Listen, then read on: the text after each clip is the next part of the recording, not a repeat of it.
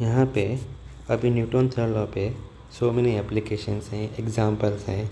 अब मैं one by one थोड़े एप्लीकेशन दिखाऊंगा। जैसे कि अभी एप्लीकेशन वन में क्या है, जैसे कि if a gun fire bullet of the mass m each with velocity v at the rate of n bullets per second, the force required to hold the gun without recoiling। मतलब अभी हमको ये मेरे पास एक गन है,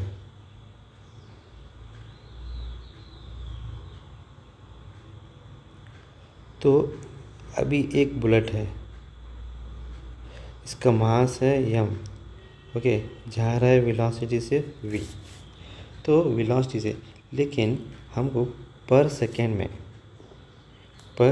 में n bullets मार रहे हैं, तो फोर्स कितना चाहिए इसको होल्ड करने के लिए। समझ में आया? अभी having mass m, bullet having mass m with velocity v, okay, but ये एक मोमेंटम हुआ, लेकिन n बुलेट्स पर सेकेंड हम मार रहे हैं, तो पीछे फोर्स एग्जर्ट होता है। पीछे फोर्स एग्जर्ट होने के बाद इसको कितना फोर्स चाहिए होल्ड करने के लिए, तो यहाँ पे ये मास इंटू वेलोसिटी क्या हुआ, मोमेंटम हुआ, मोमेंटम इंटू n बुलेट्स पर सेकेंड, तो n हो जाता है, तो मास into velocity momentum n bullets बोलते ये, तो इतना हमको फोर्स चाहिए, n m v, तो हमको इतना फोर्स चाहिए तो गन होल्ड करने के लिए। यहाँ पर F is equal to n bracket mass into velocity. Mass into velocity is a momentum of the bullet. Bullet का एक बुलेट का मोमेंटम, लेकिन वैसे कितने नंबर ऑफ बुलेट्स हैं, तो नंबर ऑफ मोमेंटम को मल्टीप्लाई किए तो we get the force, how much exert on the gun. Application two में क्या है, एक मेटेलिक प्लेट है of mass m is held in the middle air by firing the bullets of mass m each with velocity v at the rate n bullets per second। The bullet drop dead on hitting the plate। If the bullets drop dead on hitting the plate, the rate of a change of momentum, okay, the bullet is equal to weight of metallic plate। मतलब क्या बोलना चाहता है, अभी एक मेरे पास एक plate है, समझो प्लेट है, मैंने नीचे से एक फायर किया बुलेट, ये बुलेट है, ये प्लेट है। अभी बुलेट ऊपर जाएगा, हिट करेगा, जाके हिट करने के बाद एक क्वेश्चन क्या है यहाँ पे, जो मेटेलिक प्लेट ऑफ मास, इसका मास है m, इसे हेल्ड द मिडल एयर, मतलब ये हवा में ही रहना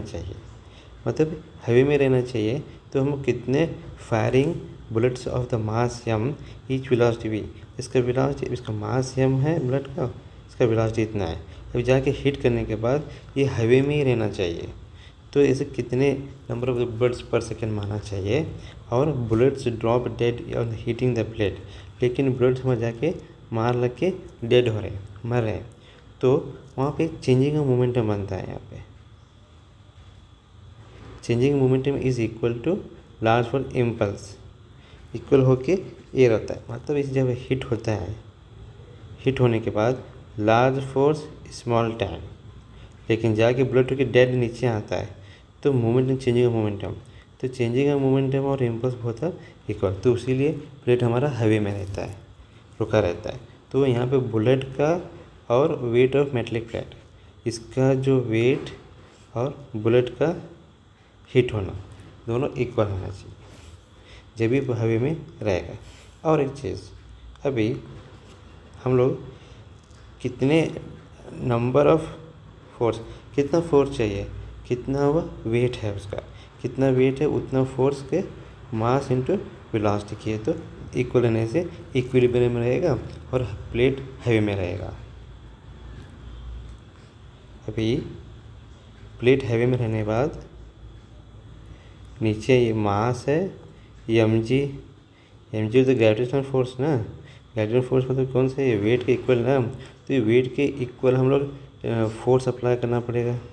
इसका कितना फोर्स है, इसका इक्वल फोर्स अप्लाई करना पड़ेगा नंबर, तो कितना एन एम वी, जब भी हमारे जाके ये हैवी में रहेगा।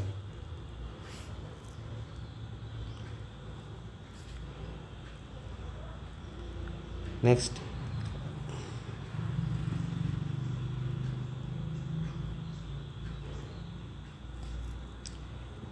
वही है,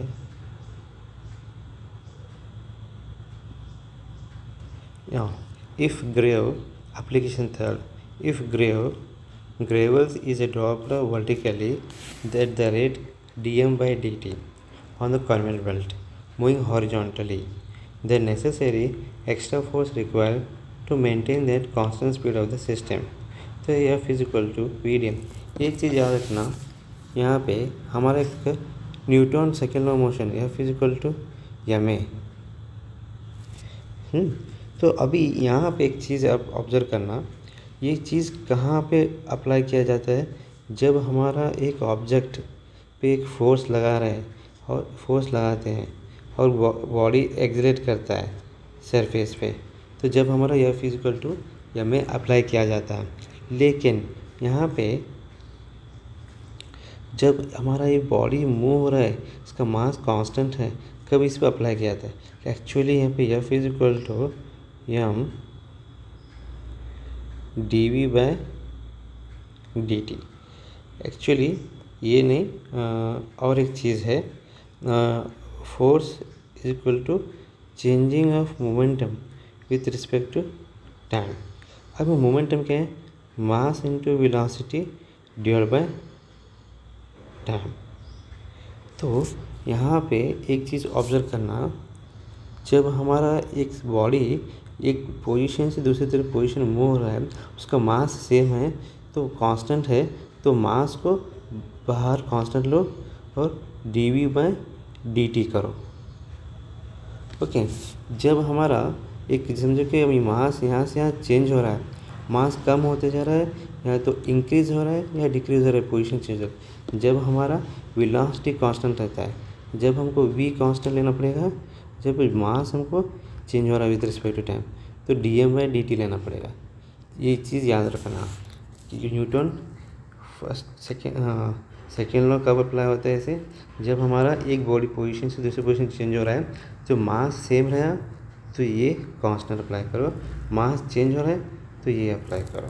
तो ऐसे ही यहाँ पे क्या बोल रहा है, D M by D T, मतलब mass with respect to change हो रहा है, कहाँ पे, कन्वर्ट बेल्ट के ऊपर, और moving horizontal the necessary extra force required to maintain the constant speed. ये क्या बोलना चाहता है, अभी यहाँ पे एक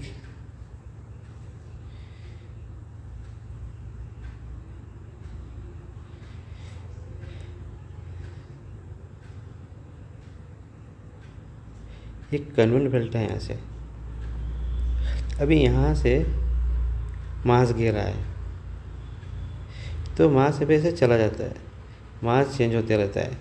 तो ये जो कन्वर्ट का जो स्पीड है, जो इसको कंटिन्यूस स्पीड को कांस्टेंट रखने के लिए कितना फोर्स चाहिए, तो इसीलिए फोर्स चाहिए, तो velocity constant, mass D M by D T, तो ये चाहिए इतना फोर्स, क्योंकि कन्वर्ट बेल्ट पे जो गिरने के बाद मास कम ज़्यादा होते रहता है, तो इसीलिए उसको कांस्टेंट रखने के लिए स्पीड को कितना फोर्स चाहिए एक्स्ट्रा, इतना चाहिए।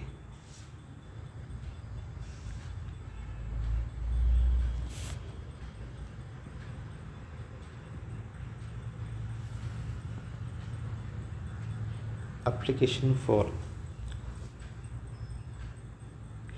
cross section area of a nozzle of the horizontal hose pipe.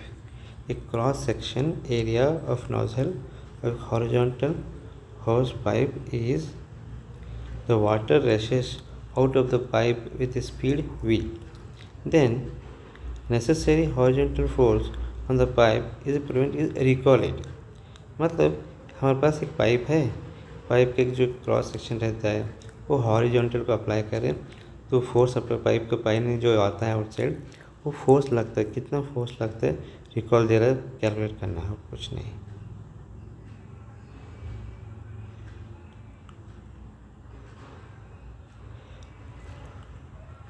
Newton second law apply करना पड़ेगा उसको। कैसे? न्यूटन सेकेंड लॉ क्या बोलता है? The force is direct position to changing of momentum with respect to time.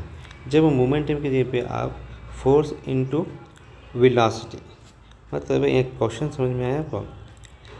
अभी cross section area nozzle horizontal house pipe is water rushes out of the pipe with speed v, then necessary horizontal force on pipe to prevent or recoil it। मतलब